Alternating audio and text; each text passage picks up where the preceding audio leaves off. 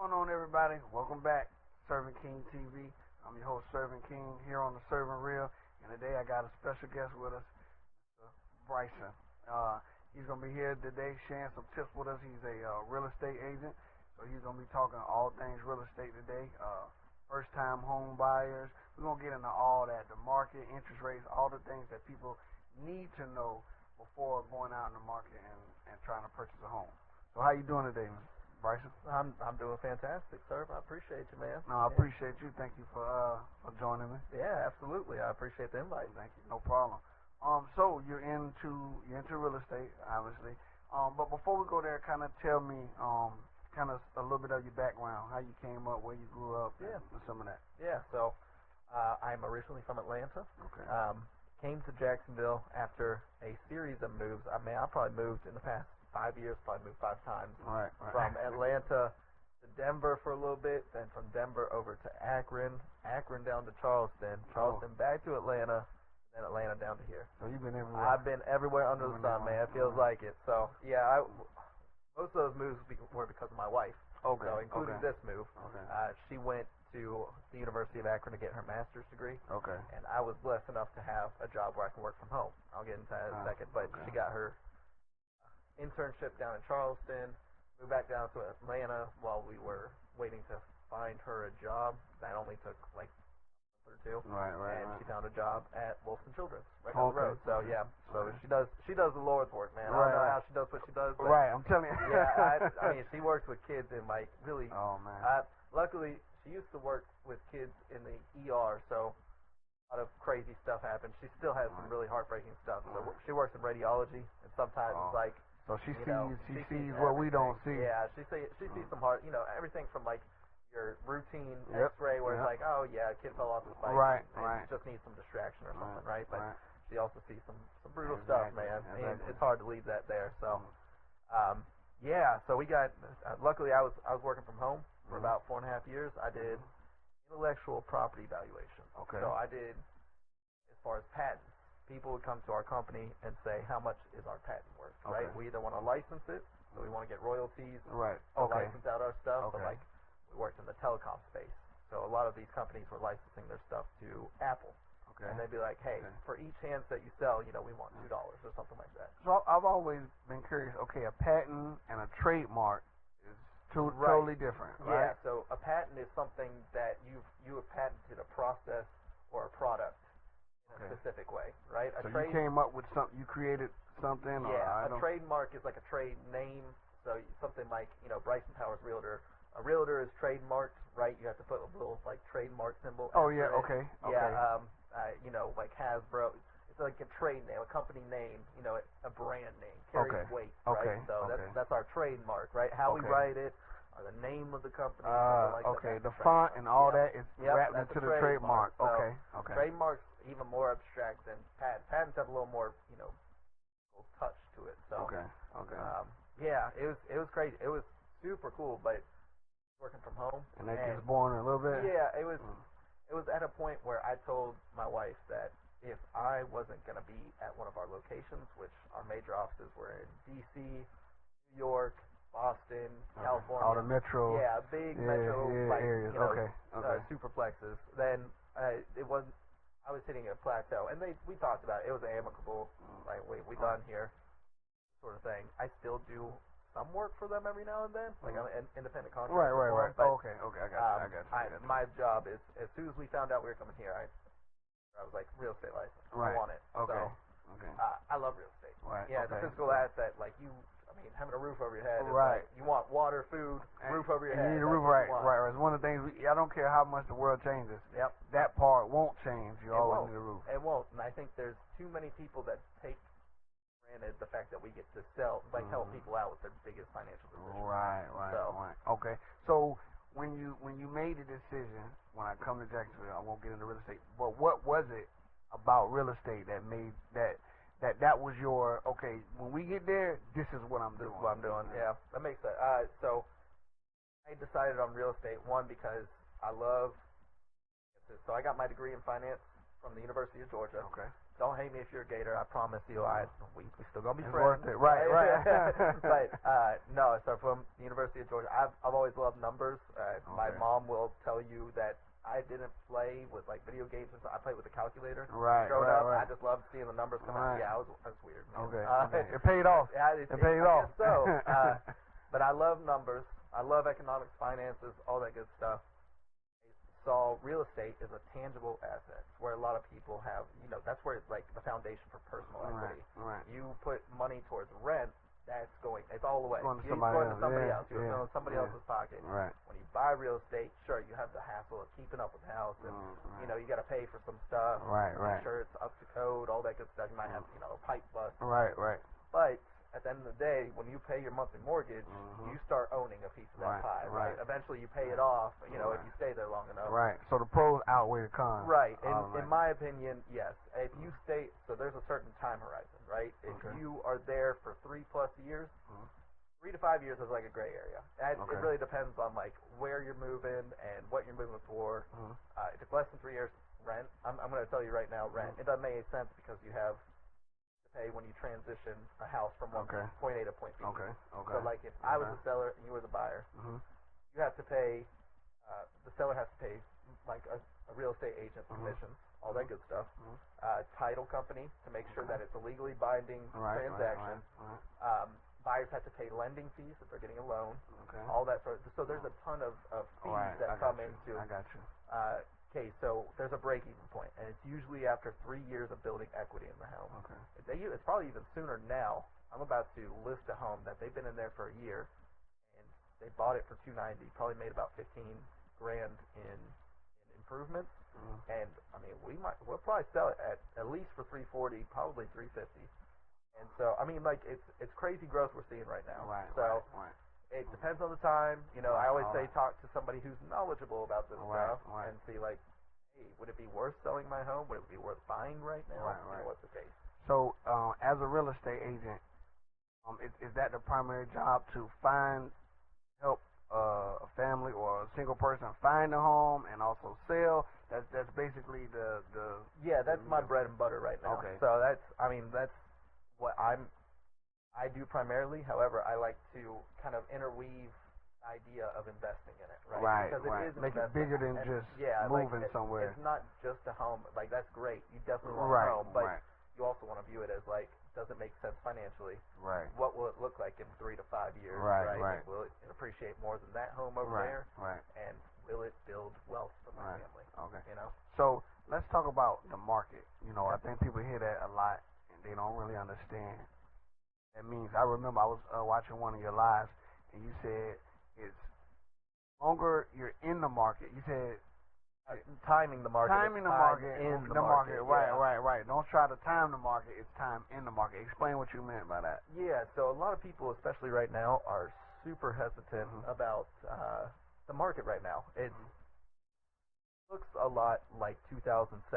So right before the last financial crisis. Right. But there's a lot of stark differences. Everybody sees the prices and they're like, oh my goodness, we're going to crash just like last time. And that's not the case right now. The demand is being driven by these artificially low interest rates, and that's all based on government. The government is basically pressing these interest rates. And I can go into mortgage-backed securities market. That is a whole another ball game, and still there's some concepts I don't fully understand that, but because interest rates are so low, everybody wants to buy right now, right? I hate paying interest. You hate paying interest? So is that the sign of a crash? The lower interest rates go, or the higher? Yeah. So what was the problem last time is that people were getting loaned to that they shouldn't have been loaned to, right? There was it's called subprime lending, and people were just handing out loans left and right. There wasn't a whole lot of standards on you have to have this much capital in your bank. You don't have this much credit score, you can't get a loan. They have a lot more safeguards in place right now. So everybody's worried about that, but it's what's fueling demand right now isn't that banks are loaning to the wrong people, it's that interest rates are so low. Everybody's like, I hate renting. You hate renting? I hate renting. Let's go buy. Yeah, let's go buy. People are thinking, well, man, we can buy a bigger house. Let's go for it. Let's sell our house and buy a bigger one. Also, cannibalizing the market.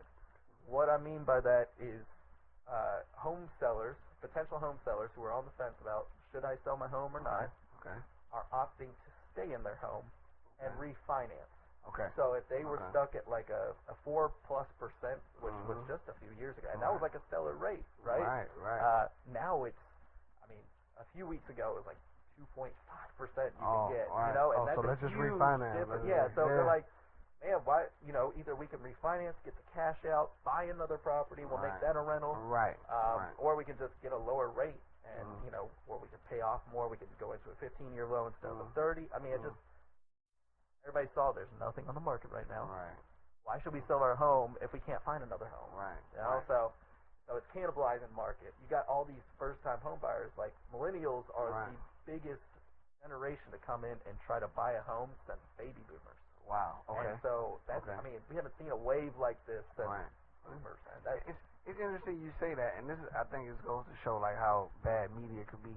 Because I actually just seen something that said millennials, we're like the biggest group deciding to rent opposed to purchase a home. Yeah, well, I mean, it's true. We are also I mean, they'll spend it any way they want to, right? We're also the biggest group who moves back in with their parents right now. Right. And there's a reason for that. It's housing's unsustainable. Right. Jobs and everything. Jobs don't pay enough. And, I mean, we can go into that, but that's, student loans are so much too. The value of going to school isn't as much as it used to be. Right. So it's whatever, however they want to. You can spin it so many different ways, but yeah, no, it is. We are the biggest ones that are like, okay, enough's enough, right? Like we have enough options right now. So there's like a 3% conventional or 3.5% FHA loan for most first-time home buyers, right? Okay. Where that's cheap to get in. You need 3% to 3.5% down payment. And about 3 to 3.5% in closing costs and prepaids. So 7% of the purchase price. Okay. And you get into the home. And that's pretty good. That's pretty. I mean, like a lot of people look at it, and you know, if you're looking at like a $250,000 home, that's about $17,000. So everybody's like, $17,000. It is a lot, man. Like I get that. We're doing the same thing right now. It's like, man, that's like a lot of money. But at the same time, there's no better time than right now to get in because we're seeing double-digit appreciation. So let's say that you buy a $250,000 home. Okay. You pay $17,000 to get into the home. Okay. Half of that is towards down payment, so equity, what you own in the home. The other half is you got to pay for. For the buyer side, it's all lending fees, taxes, a bunch of other stuff. Okay. That $17,000 though, in a year, if the home price appreciates 10%, you're looking at $25,000 appreciation. So you just spent $17,000. Right. You're now, you're now making $25,000 in a year. Like you show me an investment that makes $25,000 in a year up. I mean, that's not a huge return, but that is. Oh, it's good. Yeah, it's good, especially for you to be able to live somewhere and it just happens. So it's like a dual investment, right? You get appreciation. And you get a savings account because part of your monthly payment, and as you continue on through the time, more of that monthly payment goes towards your savings account rather than interest, right? So it's a cool. That's why I always tell people it's hard to conceptualize it, right? But if you can grasp what real estate is to you, it's huge, it's massive. Okay, so before we get into the buying process, I want to kind of stay with the selling of a home. Okay. So as far as in the market, what is something that you advise while they're in the market to look for in selling a home? Should I look to sell because I guess on the seller side the interest rates really don't matter, right? So that's a really good point. When I would sell is one right now. Sell right now because I think appreciation hitting its apex of like we're going to see double-digit growth after this year, and then I think we're going to start slowing down. More supply will hit the market. Interest rates are going to go up, which means less buyers interested. Right? Okay. So, as a function of when you want to sell your home, you look for have huge buyer demand. Which so interest rates do affect it to some extent because you want the most buyers possible. Right. More eyes to see your home. So you want it low. Okay. You might see one person who values their home at $250, and one person who might value your home at $260. You want to find that person. Right. I mean, you got to clear appraisal and stuff first, but Yeah, so when you're selling your home, you want to find the most buyers. Okay.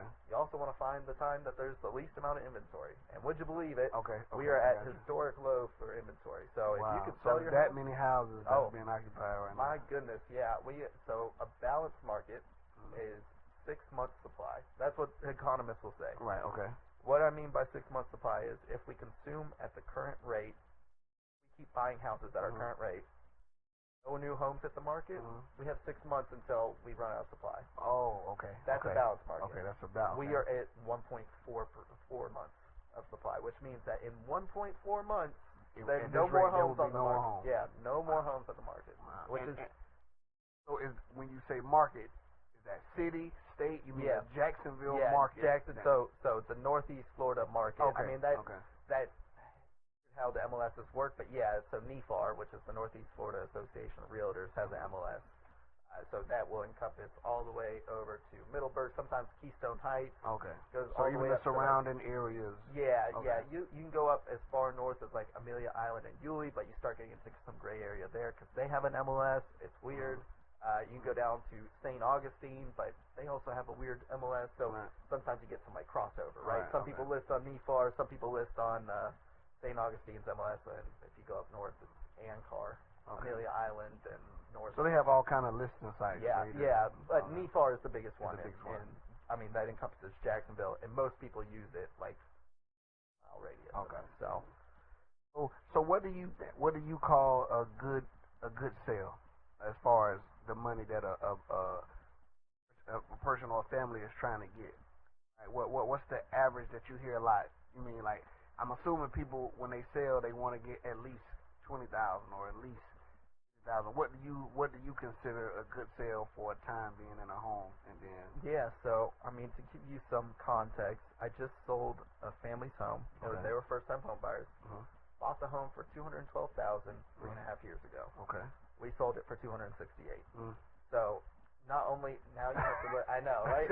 So I mean that's like if you bought just a few years ago, you have now experienced the biggest growth since 2007, and that was artificial growth. This is real. It's sort of artificial, but it's sustainable growth as long as government keeps interest rates low. Right. And once they start going up, which we're starting to see now, that's why if you're looking right now and looking to buy, please do it. I mean, I'll talk to you hassle free. Like I'm here to educate people. Right. It's insane growth right now. So as far as a good sale. I mean, like if you can get $50,000 plus, then that's good. You're looking at appreciation plus mortgage payoff, and since they had already paid off about $20,000 on their mortgage, you're now looking at like a net profit. They also had to pay like the buyer's agent fee, title, and all that good stuff. So they paid off a mortgage, ended up costing them in fees from like everybody involved in the transaction. So they ended up making, I think it was like close to 60, I want to say, grand. I mean, it's a lot. That's good. It's a lot. So. Okay. So let me ask you this. I'm sorry. I got no. Questions. That's fine. Okay. So when you talk about value or appreciation, I know you made a statement like in a neighborhood, it's improvements to the home and add-ons is what makes it appreciate, right? Yeah. Can a home in a community appreciate by itself? You know what I mean? Okay. Yeah, that's a good question. So, there's two ways to appreciate and value. One is going to be your external appreciation. It's stuff you can't control. That's what you're talking about. Okay. Like, can the community itself appreciate and value? Heck yeah. Right. It's desirability of the area. Jacksonville's growing like a weed. Right. And when, like North Florida or the north part of Jacksonville wasn't always like super desirable, but you're seeing new communities pop up. Airport and airport. You got the River City Marketplace that's up there. So a commercial area like the airport can affect communities as far as the neighborhood surrounding it. Yeah, absolutely. And new jobs coming into the area. If it's, there's a lot of manufacturing that's up here in the north part of the city. Like Amazon coming into the city with distribution centers. It opens up a lot of jobs, and which means the city is now more attractive, and the closer you are to that job, the more convenient it is for the next person. They're going to want to pay more money for that house. So that's your external appreciation. Then you have your internal, what you can control. That's your upgrades to the house, maybe you make it nice. You blow in new insulation or you don't think about too much, but you're like, man, that's really nice. Like new windows in the house. you don't realize how much new windows cost. Right, I know. No, I do. It's crazy because you have those people that's in the store waiting to sell you like the window upgrades. Yeah. And all that. Oh like, yeah. what? Yeah. How much for a window? I know. It's a good business to be in. Yeah, these days. Especially in Florida, man. It's hot here. Right. It's exactly. First day of March, it's like 87 exactly. degrees. Exactly.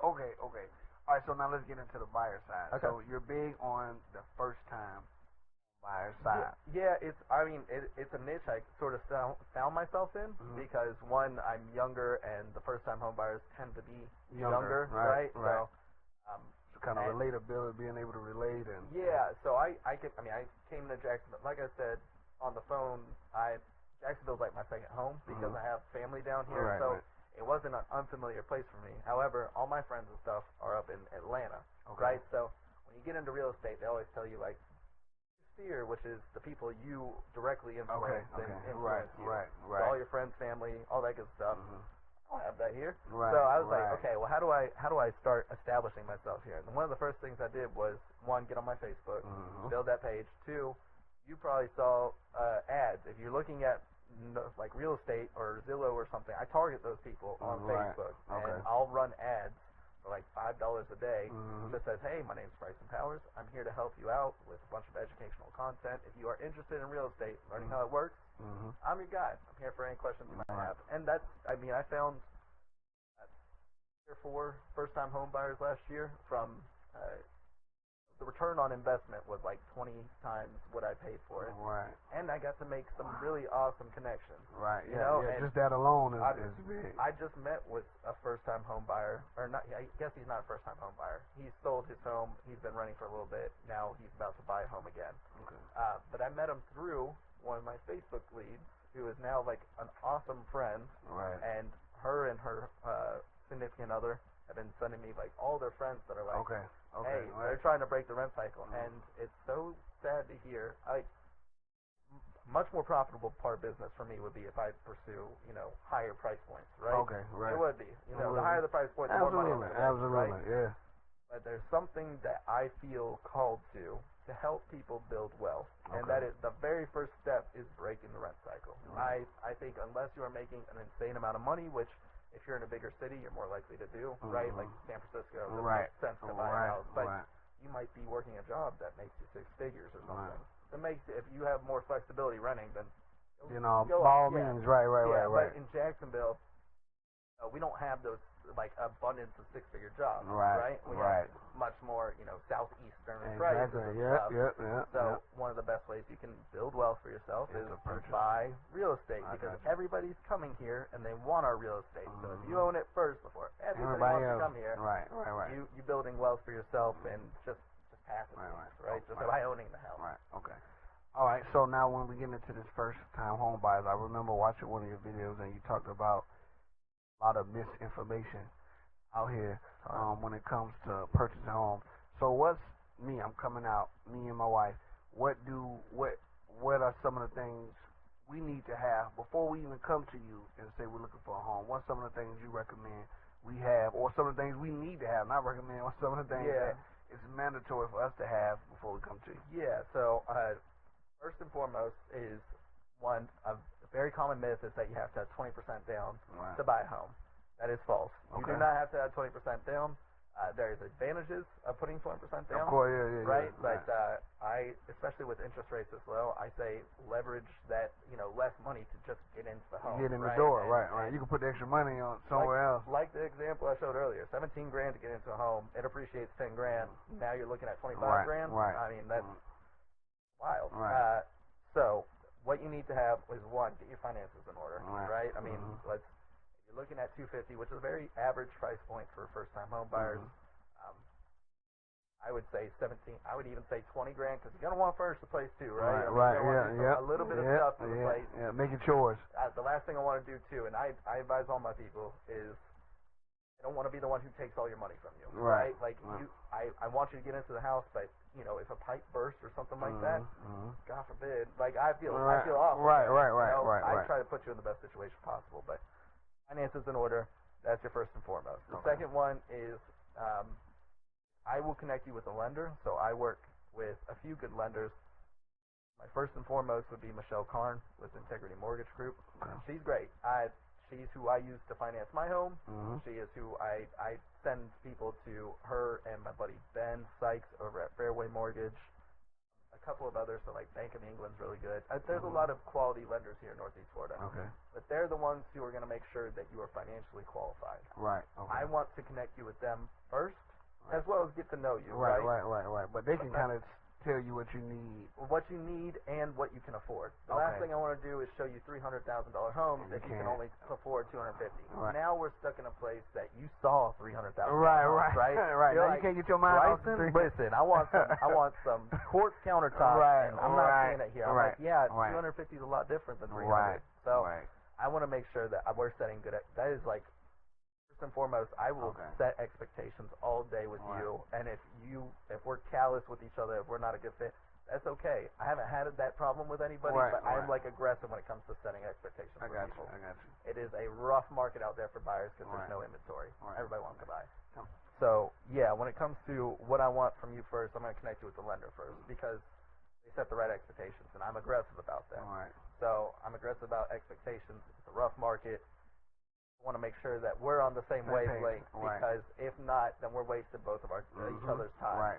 That is a great equalizer, right? Yep. We all have 60 seconds in a minute. Right. So I want to make sure that we're utilizing that properly, and the more I set expectations at first, the less time we waste trying to put an offer on a house that I know is going to go like 25 over asking, right? And it's already at the tippy top of your budget. I'm like, hey.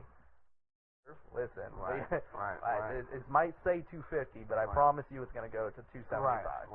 And some people, need to go through a few iterations of that before they're like, you know what, Bryson, you were right. And I'm like, I know it's a baby face. You might not trust what I know what I'm talking about, but okay, real quick, speak to that. So you say it might say 250, but it can go higher. How does that work? Is that somebody setting a price and then trying to negotiate a high one?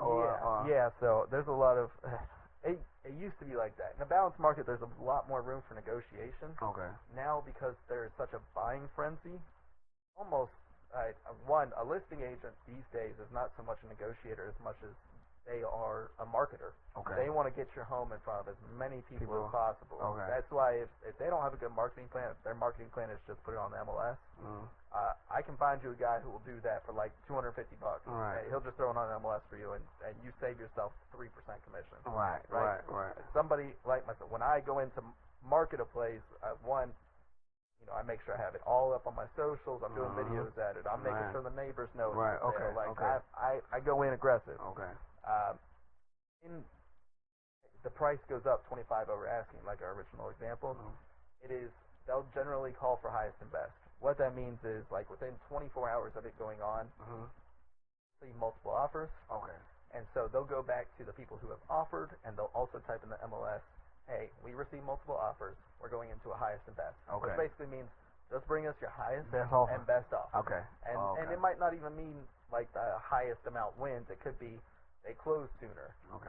They offer to pay the seller's closing costs. Okay. So it's not just the price; it's all the other things. Terms too. So there's a lot of, and I think a lot of realtors get so hung up on the fact that they think it's just price, and they're like, okay, let's just put in as much as possible. That might not be true. That's why I always call the listing agent. I'm like, what is important to your seller? Right. Is it closing time? Because I know I'm about to deal with a home that has been sitting on the market for a while, and they just priced it properly, so now it's getting all the offers, right? And so, most people are just like, let's just get our best offer real quick. We're trying the shotgun approach. I am like, I will take 5 minutes, and I'm going to call the listing agent. One, to establish rapport, because you want to establish a good working relationship with them, right? Two, I want to see what's important to them, right? What's important to your seller? Is it, like, if this home has been sitting on the market, you might take $5,000 less just to close 15 days sooner, right? You just want it out of his book.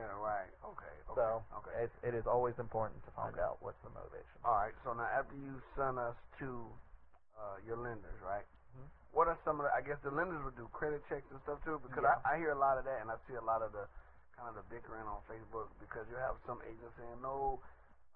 You need a 640 before I can do something for you, and then somebody else will say, oh, well, all I need is a 620. Yeah. And then, right? So it's frustrating. It's frustrating. So there are different lending standards with different lenders. Why that is because different lenders are different. Like there's boutique lenders, there's lenders who connect you with different, like basically like Progressive, right? Okay. When a lender is just a middleman, right? They take in all the information, they package up your mortgage, and they put it on a market for an investor to take it up. Okay. The investor takes up a package of mortgages, right? So he packages it with different risk levels, getting into the mortgage-backed securities market. But basically, different investors have different standards for what they're going to loan to, right? And so that's why it's frustrating, and I get it. That's why I work with people who, the lenders I work with are consultative. They're going to, just like myself, they will sit there and take 5 minutes out of their day to at least talk you through like what's going on. Okay. They also work with a variety of investors and stuff, so they can kind of, nitpick, like work the numbers around to where you might be on the edge of qualifying for a better loan or something. Okay. They're going to try to find different ways to make you qualify for it. It's not so much they shouldn't be lending to you. It's like, how can we put you in the best situation possible? Right. Okay. So yeah, that's the frustration. And if it's up to me, if I were telling somebody who is a first-time home buyer, I would wait until your credit score is 650. 620 is what the minimum FHA loan is. If you go any lower than that, you have to pay what's called discount points. Okay. And that's just a fee that because you're not credit worthy, right? I would get your credit score up, right? Like I would rather do that than pay the discount points. I recommend 650, and I recommend using your bank app. Whoever your bank app is should have a FICO score. The FICO, not Credit Karma, not Lending Tree. Credit Karma's going to tell you your credit score is like 720. You're going to be like, hot dog, let's go. Right. And then you find out from the lender, like, no, your credit score is actually 600. Your highest score might have been 720. But what they do is they look at the three major credit scores, not the average. They take the middle score of the three. Oh, okay. So, like, Equifax, TransUnion, and Experian. Those are the three big, right? So if you have a 620, a 650, and a 720, your credit score is a 650. That's how they take it. Yeah, and FICO is going to be the best representation of that score. So that's how I would track it. It doesn't your credit score or anything like that. You apply for a loan in the application, and they do run a hard check. That's when you would get pinged a little bit on your credit score. When that happens, approved with that first one, you go apply as many places as possible if you want to, because it'll roll up your you average, put it all together. They put it in one ping. Okay. So it doesn't. They're not going to ping you every single time you rate shop. Right. They understand they're human. Right. So wow. So do you suggest getting away from the Credit Karmas and credit sessions? Because I hear that a lot. People say, well, I thought it was this, and then somebody broke their heart when they told them it's totally different. So it's tough. I feel like every industry has that one big villain or something like that. And this one is the credit, the credit apps. So in credit tracking, you should be using like your bank's FICO score. MyFICO.com is a good one. Some more representative, good representation of what your score is. Whereas Credit Karma and all those good stuff, that they will advertise that you have a higher rate to get you to apply for all their loans. And they offer like everything, right? They're going to connect you to their partners who pay them for those leads. It's all business. For real estate, it is Zillow. We hate Zillow. Right. And if any realtor likes Zillow, I'd run as far away from it as possible. Right? Zillow's an interesting one for us. But okay, so I guess basically whoever's dealing with your finances, because I remember when we went and bought our first home, I went to the bank and I told them what Credit Karma said. And they probably like, they told me, get away from here we go again. Right. Like, listen, whatever Credit Karma told you, I promise you, we're about to tell you something. Yeah, the heartbreakers, man. And it sucks because it makes you feel like the bad guy. It's like Zillow when they say like, I was part of Zillow's Premier Agent program. Basically, you pay a bunch of money to be one of the people that you hit contact agent for a certain zip code. Okay. It calls those people, and there's like, you can get into the finances of it, but basically, I paid a lot of money to be one of those people that if you hit contact agent, it goes to you. You think you're contacting like the listing agent or something? No, it's a bait and switch, bro. You get the Premier Agent who just paid money to be on there, and they also don't update their stuff very regularly. So it might be under contract, but it'll say it's active, just so they get you to call in. they can say, hey, we got you a lead. Now convert. Let's see what you got. Right. Okay. Yeah. Okay. I know zero something. So yeah, but every industry has that, right? Like you got Rocket Mortgage with loans and stuff. Okay, yeah, I hear about Rocket Mortgage. Yeah, it's so easy to get qualified, but people pay for convenience, right? Rather than like good quality service, they're like, oh yeah, they're like, yeah, Rocket can, right? And you're like, click a button and you're already pre-qualified. You're like, hot dog, but you don't see an asterisk and stuff. You have to pay discount points to get this rate. Right. You don't see like the hidden fees associated with it. It's really messed up that people can get away with that, but people like convenience, man. Okay. All right, so now that we have the credit established, I know you said kind of be prepared for a percentage, but do you have like a certain cash amount people should have ready liquid or saved up, or what do you kind of look for in that? Yeah, generally speaking, if you are a first-time home buyer, I suggest 10% of the purchase price saved up. Okay. Because that will cover about the 7% that you'll need for down payment and your closing costs. Okay. It could be even lower if you're going 3% conventional, which right now actually seems like a pretty good time. A lot of people in the past year were going FHA because the rates were so much lower than conventional. So talk with your lender, right? Talk with your real estate agent. I have a pretty good understanding of what the markets are at right now. Most agents still, I would like to hope, but so as far as the certain amount saved up, 10% is generally, you get some breathing room after you close, right? Okay. You're like, I don't feel so bad anymore. Now your monthly payment, could be as much as you were paying in rent. And you're like, sweet, I now own a home. That's great. And you still have 3% left over at purchase price, which is grand if you're looking at 250.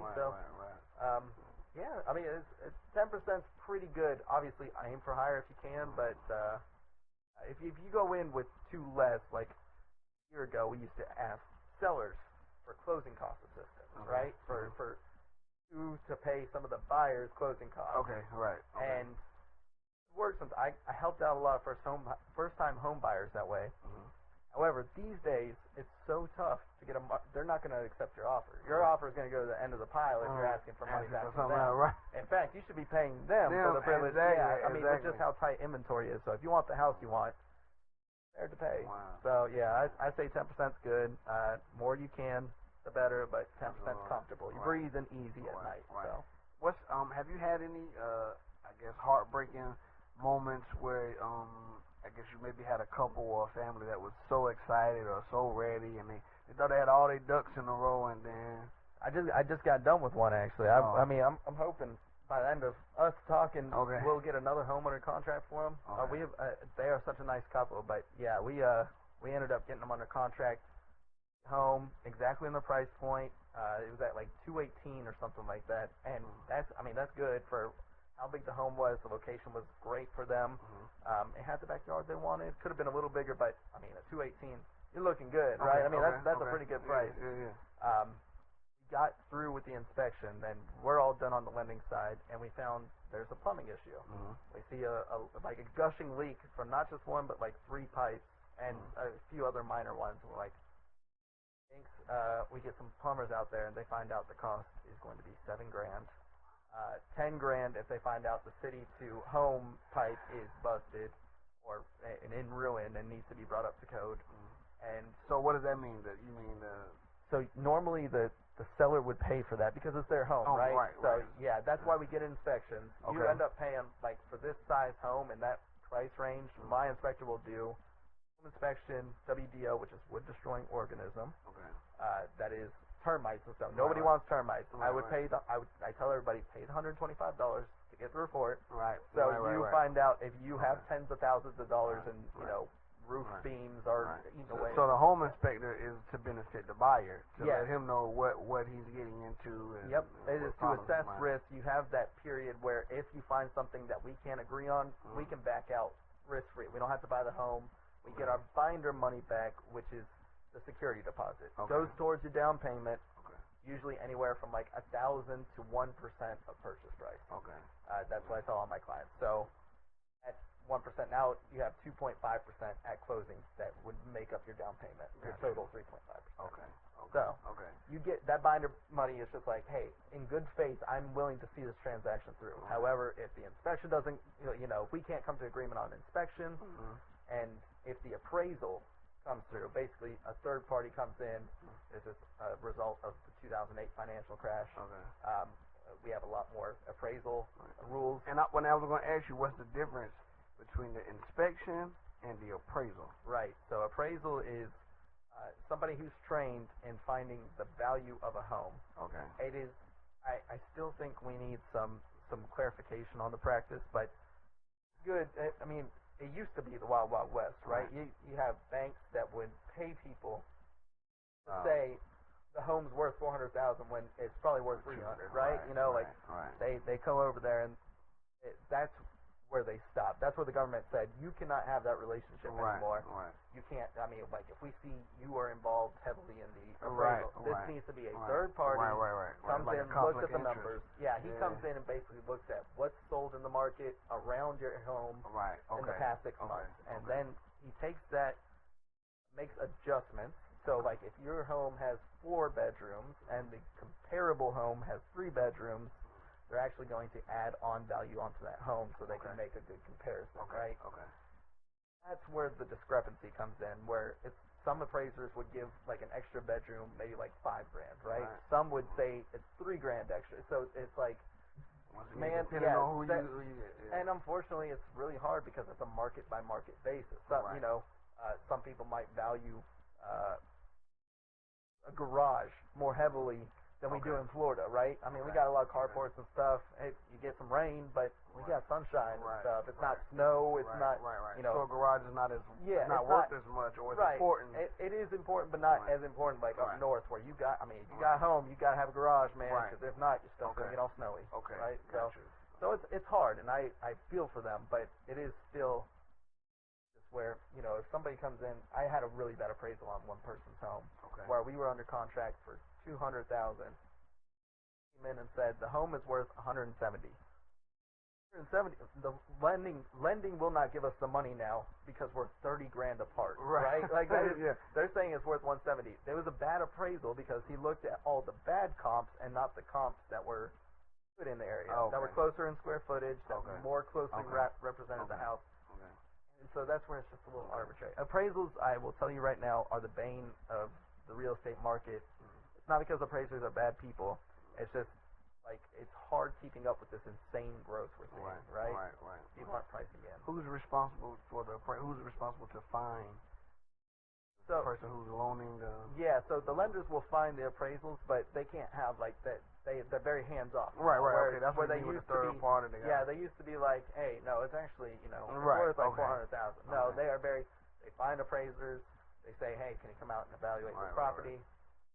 And we have very strict laws in place that keeps everybody out of the, like, I have very little say. Once an appraisal comes in, we can call Tidewater or something where we're like, sir, I really think you messed this up. But all parties have to be on board. With that 170 issue, the listing agent was like, nope, we're going to try to find a conventional loan instead because FHA appraisal sticks with the home for 90 days. You cannot get it appraised. Like, you can't find a second opinion or anything. Wow. Conventional has a little more wiggle room. You'd be like, sorry, that's not right. Let's find another appraiser.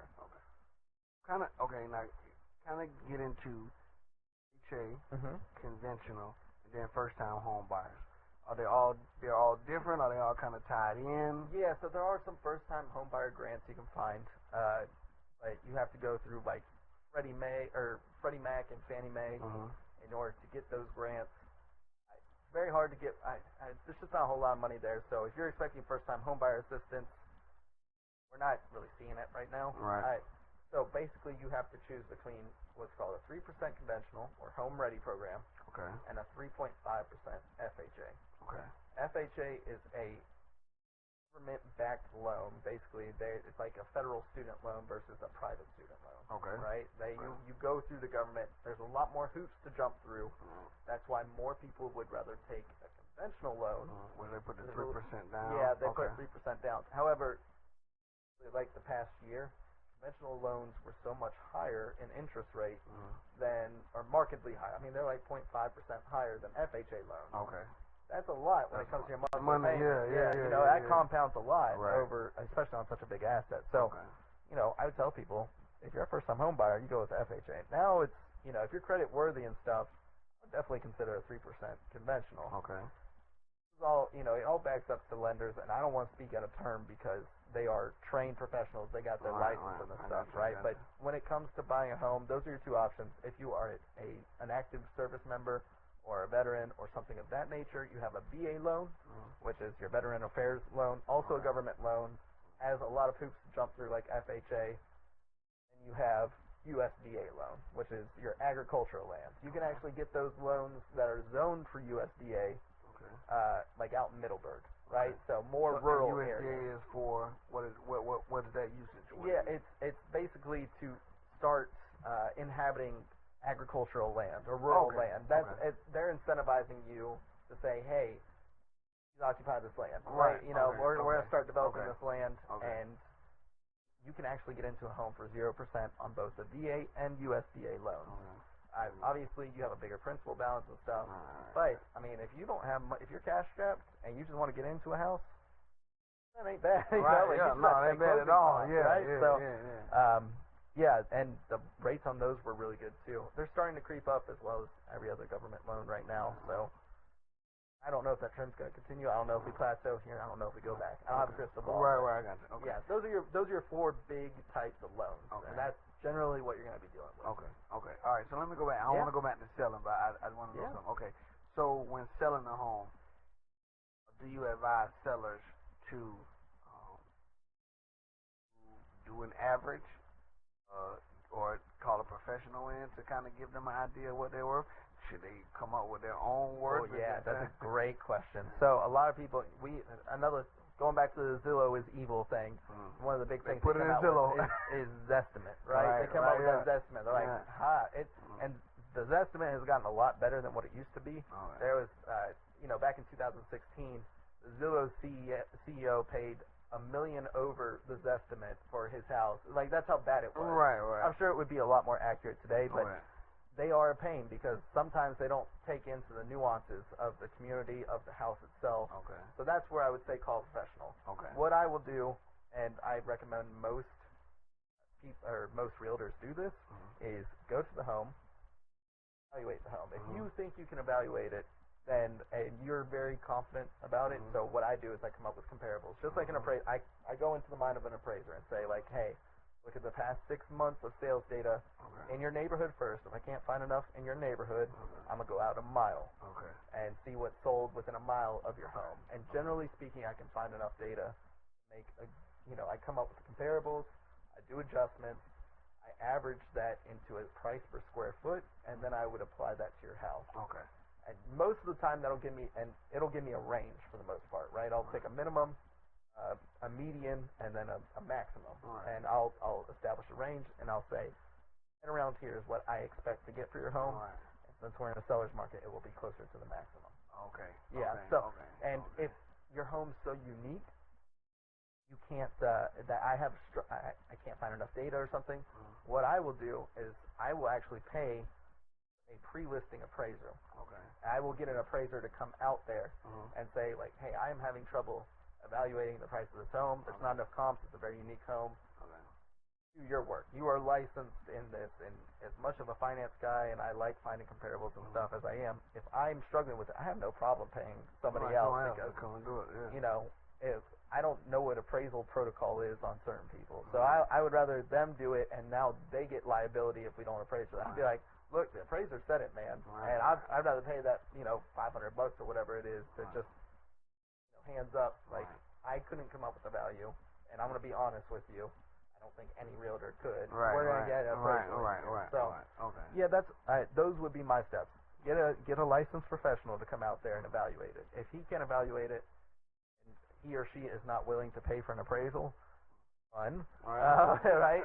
Like, we make enough money that off the sale of your home that I do not mind. If you are committed to me as an agent, I'm going to help you out, and that means by paying an appraiser. That means by paying for marketing and a bunch of other stuff that a lot of realtors I see don't do that. They put that burden on the seller. So now you're adding into the cost that's already pretty high for the sale. So, yeah, I don't mind cutting into my, I'm here as a win-win advisor. Right. We both can get something out of it. Yeah, like I want you to get the most out of your home. Okay. I feel better knowing that I got you the most out of your home. Right. Okay. All right. So this is my last question. Yeah. I know you got to go. All right. So the seller, let's say I'm in more of an urban community, right? Right. So is there anything that a homeowner could do to kind of separate his home ones around it, right? Because maybe the ones around it aren't the best, or they aren't in the best condition. Yeah. But I was able to keep my house in fair condition. I was able to do things. What can I do to then separate my home, or I'm kind of out of luck because of the area? Does it kind of put you in No, that is a great point too, because I always advise clients that you don't want to be the nicest home in the neighborhood. Right. It's harder to sell your home, right? It is. Right. It is harder to sell your home. Right. So, but you do want to come across as nice. The appraiser will come to your home to check out the inside. Right. I mean, it could be. I see appraisers do as simple as a drive-by because they are so slammed right now. Right. Okay. I've also seen them come into the home and spend like 30 minutes evaluating all pieces of it. So it really depends on the appraiser. To set your part, like what you want to do is one, mow your lawn, right? You want to mow your lawn. You want to get that curb appeal going. You want to paint your door red or whatever is attractive right now. Anything you can do to touch up the home to increase its curb appeal is not only good for pictures, not only good for attracting buyers, it's good for the appraisal, like the actual value of your home. So that would be my recommendation, and I would even leave. So another thing I'll do as a listing agent is if I feel like we might have some trouble with the appraisal, I'll leave comps on the table. Okay. That I'm like, I can't talk to them or anything until after their appraisal, but I will make their life as easy as possible. Okay. This is what I found, sir, ma'am. I'll make the home inviting. Literally, if it's around Christmas time, light some candles that smell like Christmas turkeys. Right. You want all it the inviting. Yeah. And all these little things will go into making a pleasant experience for them, and especially in this stressful time. That is, increase your curb appeal, make their job as easy as possible. That is the best thing to do. Okay. Yeah. All right. Oh man, well, thank you, Bryson. Yeah, of course. For coming and sharing the information. If you could just give some tips to anybody for first-time home buyers and anybody trying to sell their home for the first time. Yeah. So I mean, one, don't get discouraged. This home buying market is really stressful right now. It would also make sure that you have your finances in order. Don't feel bad because you have to wait 3 more months to get your finances in order. Everybody's been there. Everybody is going to be there at some point, and I would rather you not get discouraged and beat up in this market because you don't have your finances in order. Rushed into a home either, right? And in a few months, especially summertime's always our most popular time for people to list their homes. It's when families, the kids don't have school anymore, so they have summer and they can start packing up stuff and a lot of other people are thinking about doing the same thing and moving down here. It's when real estate really starts popping is in the summer. So don't get discouraged. And I would always feel comfortable talking to multiple people about real estate. And that's multiple realtors, that's multiple lenders. Whoever you vibe with most, that's who I go with. And you feel like they're coming across as authentic, educational, and they're serving your best interest. As far as home sellers, sell now. It really is like a generational opportunity to get some incredible return on your home because there's nothing on the market. And, if you're looking for a new construction home especially, you go ahead and lock that in and, start selling your home and maybe rent in the meantime or whatever you have to do. It's good. But, yeah, those are my tips for you guys. If you have any questions, please feel free to reach out to me. I'm here to help out as much as possible. And give them some of your contact information. Yeah, you can find me on my socials. It's going to be Bryson Powers Realtor on Instagram. You can find me on YouTube. I have some videos there. You can find me on Facebook. I have videos there as well. There's a lot of little blurbs and stuff. All under Bryson Powers. Yeah, okay. Bryson Powers Realtor. You can find me just across the board under all socials for that, as well as you can call me at 904-615-9007 or email me bryson@brysonpowers.com. All right. Well, again, thank you. Yeah, of course. Bryson for coming through and sharing. I appreciate it, man. Thank you guys for tuning in to the Servant Real here on Servant King TV, and we will be back next week.